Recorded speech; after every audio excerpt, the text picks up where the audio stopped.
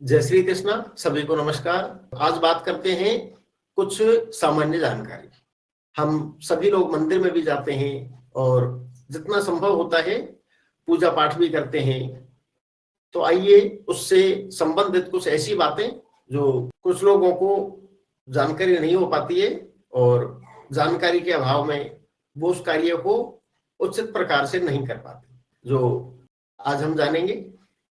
जब भी हम मंदिर में जाएं तो शुद्ध अवस्था में ही जाएं, अशुद्ध अवस्था में मंदिर में नहीं जाएं।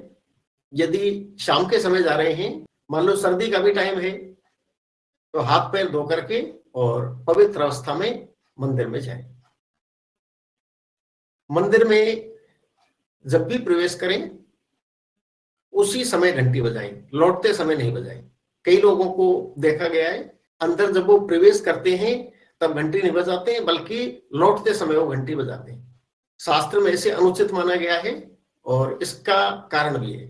हमारे शरीर में 7 प्रकार के चक्र होते हैं। उस घंटी की जो ध्वनि होती है, उस ध्वनि से हमारे जो 7 चक्र हैं वो जागृत होते हैं। तो जब भी मंदिर में जाएं, जाते समय ही घंटी बजाएं। कुछ देर घंटी के नीचे यानी उसके पास ही खड़े रहें, ताकि वो जो घंटी की ध्वनियां हैं वो हमारे जो 7 चक्र हैं उनसे उनका संबंध हो और हमारे जो 7 चक्र है वो जागृत हो। क्योंकि हमारे जो 7 चक्र हैं ये बहुत महत्वपूर्ण है।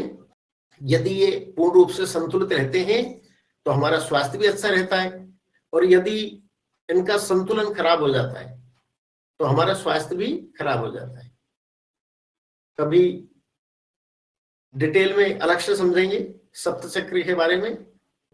एक और नियम है कि आपके पास जितना भी समय हो, 2 मिनट 5 मिनट जितना भी समय हो, लेकिन भगवान के समक्ष बैठ करके प्रार्थना करें।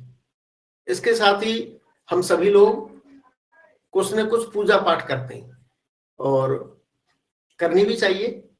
अपने इष्ट देव की या अपने गुरु मंत्र की या हनुमान चालीसा या सुंदरकांड या जो भी गायत्री मंत्र।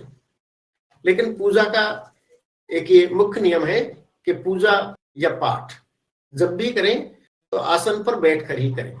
वैसे शास्त्र का नियम तो यह है कि आसन स्वयं का होना चाहिए। रोज उसी आसन पर बैठे और उसी आसन पर बैठ करके अपना पूजा पाठ करें। लेकिन यदि ये संभव नहीं हो और आप कहीं दूर भी मंदिर में जा रहे हैं, वहां अपना स्वयं का आसन नहीं है, तो मंदिर में जो भी आसन उपलब्ध हो आसन को लें, आसन को प्रणाम करें और आसन पर बैठ करके फिर जितनी देर आपके पास समय है उतनी देर भगवान की प्रार्थना, वंदना, स्तोत्र पाठ, मंत्र जाप जो भी करना है वो करें। और उसके बाद में आसन को प्रणाम करके यथास्थान रखें, क्योंकि बिना आसन के पूजा पाठ करने से उसका फल व्यक्ति को प्राप्त नहीं होता है। इसके पीछे भी यह माना गया है कि यदि कोई भी व्यक्ति बिना आसन के पूजा पाठ करता है तो उसका जो फल है उसको इंद्र ले जाता है। यदि हम वैज्ञानिक तरीके से देखें तो जब भी हम पूजा पाठ या कोई भी मंत्र जाप करते हैं तो हमारे शरीर में एक प्रकार की एनर्जी, सकारात्मक ऊर्जा प्रवाहित होती है। और यदि हम आसन लेकर के नहीं बैठे हैं तो वो जो ऊर्जा प्रवाहित होती है हमारे शरीर में, वो ऊर्जा पृथ्वी में चली जाती है। तो इस तरह से हमें उस ऊर्जा का लाभ नहीं मिल पाता है। तो ध्यान रखें, हमेशा आसन पर ही बैठ करके पूजा पाठ करें। भगवान की मूर्ति के पीछे से कभी भी दर्शन या प्रणाम नहीं करें, चाहे वो भगवान की है या किसी भी देवी देवता की मूर्ति, तो उसके पीछे से कभी भी दर्शन प्रणाम न करें। इससे पुण्य कर्म नष्ट होते हैं। और इसका कारण यह है कि भगवान का जो पृष्ठभाग होता है उसमें अलक्ष्मी और अधर्म का निवास है, जबकि भगवान के स्वरूप में भगवान का जो मुखमंडल है, भगवान की जो छवि है, उसमें धर्म का और लक्ष्मी का निवास है। तो इस तरह से यदि हम सामने से भगवान को प्रणाम करेंगे तो हमें धर्म और लक्ष्मी की प्राप्ति होगी। यदि हम पीछे से नमन और प्रणाम करेंगे तो अधर्म और अलक्ष्मी। तो इस तरह से ध्यान रखें कि कभी भी किसी भी देवता के पृष्ठभाग की ओर जाकर के प्रणाम या नमन नहीं करें। यदि आपके घर के पास मंदिर है तो उस मंदिर में नित्य दर्शन करने जाएं।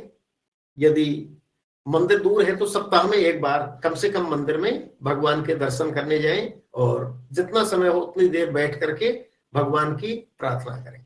एक और बहुत ही महत्वपूर्ण हमारे शास्त्रों में बताया गया है कि जब भी हम किसी भी मंदिर में जाएं, कई बार लोग तीर्थ यात्रा में भी जाते हैं, जो भी मंदिर है वहां जाते हैं, एक चीज का ध्यान रखें कि मंदिर में भगवान के दर्शन करने के साथ साथ ही भगवान की शिखर और ध्वजा, इनके दर्शन जरूर करें। क्योंकि यदि भगवान के दर्शन कर लिए लेकिन मंदिर की शिखर और ध्वजा के दर्शन नहीं किए तो वो दर्शन भी अधूरे माने जाते हैं। तो हमारे शास्त्रों में माना गया है किसी भी मंदिर में जाएं तो मंदिर की ध्वजा और मंदिर की शिखर, इनके दर्शन जरूर करें। इससे व्यक्ति की यश, कीर्ति और लक्ष्मी, इनमें वृद्धि होती है।